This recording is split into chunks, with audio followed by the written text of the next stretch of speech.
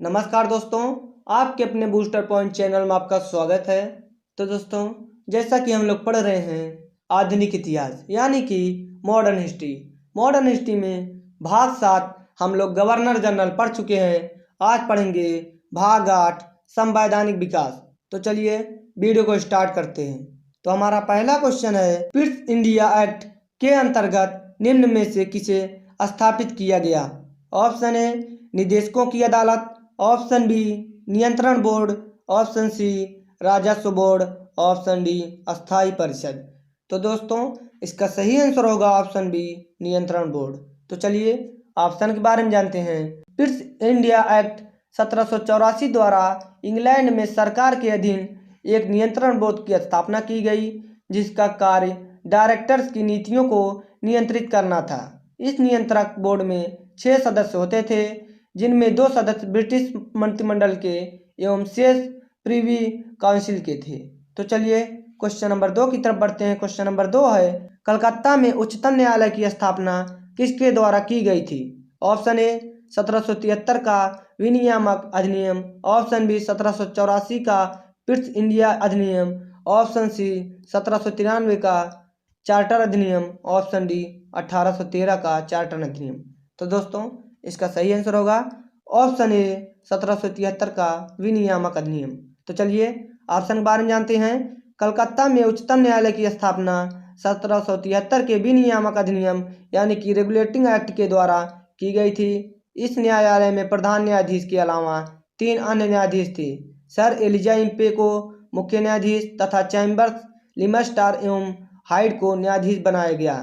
तो चलिए question number 3 की तरफ बढ़ते हैं। क्वेश्चन नंबर 3 है, किस चार्टर एक्ट से चीन के साथ ईस्ट इंडिया कंपनी का व्यापार एकाधिकार समाप्त हुआ?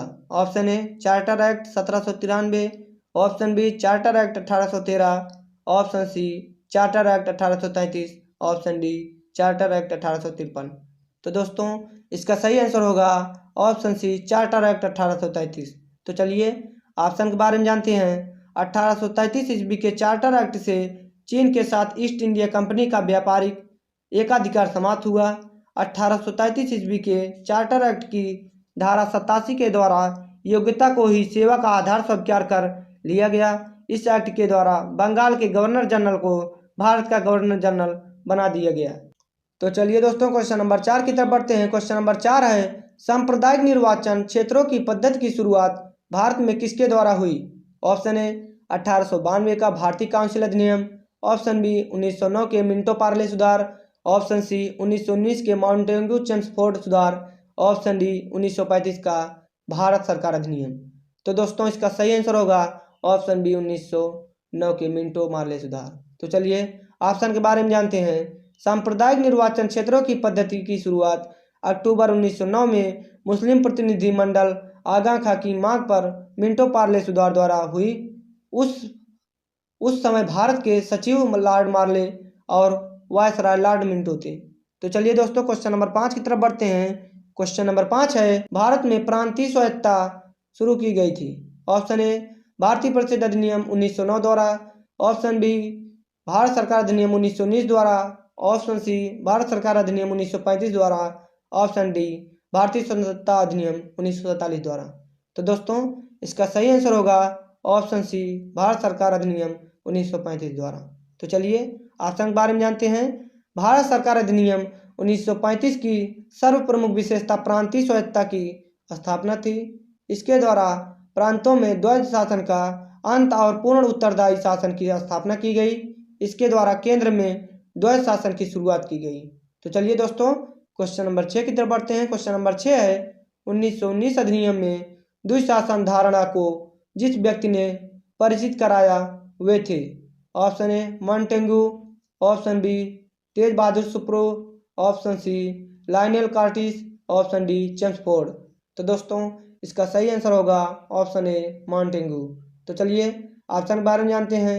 1919 अधिनियम में द्विशासन धारणा तत्कालीन भारत सचिव लॉर्ड माउंटेग्यू की देन थी।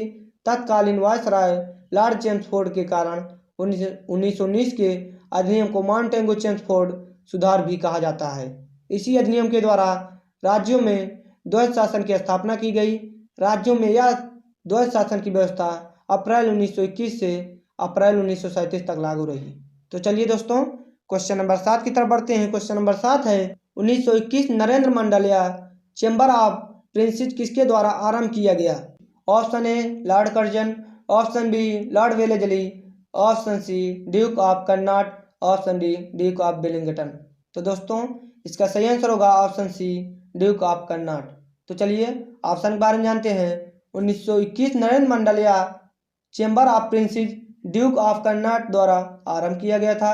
माउंटेगुशन फोर्ट सुधारों ने इसका निश्चित सुझाव नरेंद्र मंडल चैम्बर ऑफ प्रिंसेस के रूप में किया और फरवरी 1921 में इसका विधिवत उद्घाटन किया गया। इस नरेंद्र मंडल में प्रतिनिधित्व के लिए रियायतों को 3 श्रेणियों में बांटा गया था। तो चलिए दोस्तों क्वेश्चन नंबर 8 की तरफ बढ़ते हैं। क्वेश्चन नंबर 8 है राउलेट एक्ट 1919 किसके काल में लागू किया गया था? Option A Lord Chelmsford, option B Lord William, option C Lord Minto, option D Lord Bentinck. तो दोस्तों इसका सही आंसर होगा ऑप्शन ए लॉर्ड चेम्सफोर्ड। तो चलिए ऑप्शन के बारे में जानते हैं। राउलेट एक्ट 1919 ईस्वी में लॉर्ड चेम्सफोर्ड के काल में लागू किया गया था। भारत में क्रांतिकारियों के प्रभाव को समाप्त करने तथा राष्ट्रीय भावना को कुचलने के लिए ब्रिटिश सरकार ने न्यायाधीश सर सिडनी राउलेट की अध्यक्षता में गठित कमेटी के सुझाव को मार्च 1919 में लागू कर दिया। इस विधेयक के अनुसार मजिस्ट्रेटों के पास यह अधिकार था कि वह किसी भी संदेहास्पद व्यक्ति को गिरफ्तार करके उस पर मुकदमा चला सकता है तथा उसे अनिश्चित काल के लिए जेल भी भेजा जा सकता है। इस एक्ट के बिना अपील, बिना वकील तथा बिना दलील का कानून भी कहा गया। इसे काला अधिनियम, ब्लैक एक्ट एवं आतंकवाद अपराध अधिनियम के नाम से भी जाना जाता है।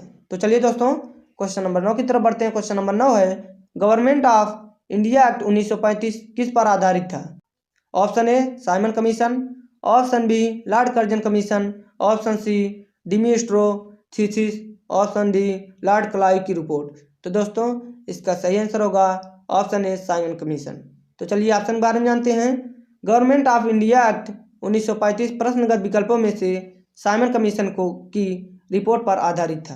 तो चलिए दोस्तों क्वेश्चन नंबर 10 की तरफ बढ़ते हैं। यही हमारा लास्ट क्वेश्चन है। भारत के लिए संविधान बनाने वाली संविधान सभा किस वर्ष स्थापित की गई थी? Option A 1947, option B 1948, option C 1946, option D 1949। तो दोस्तों इसका सही आंसर होगा ऑप्शन सी 1946। तो चलिए दोस्तों ऑप्शन के बारे में जानते हैं। कैबिनेट मिशन योजना के तहत संविधान सभा के गठन के लिए भारत में जुलाई 1946 में चुनाव हुए थे तथा 9 दिसंबर 1946 को संविधान सभा की पहली बैठक दिल्ली में हुई थी। तो आई होप दोस्तों आपको ये वीडियो जरूर समझ में आया होगा।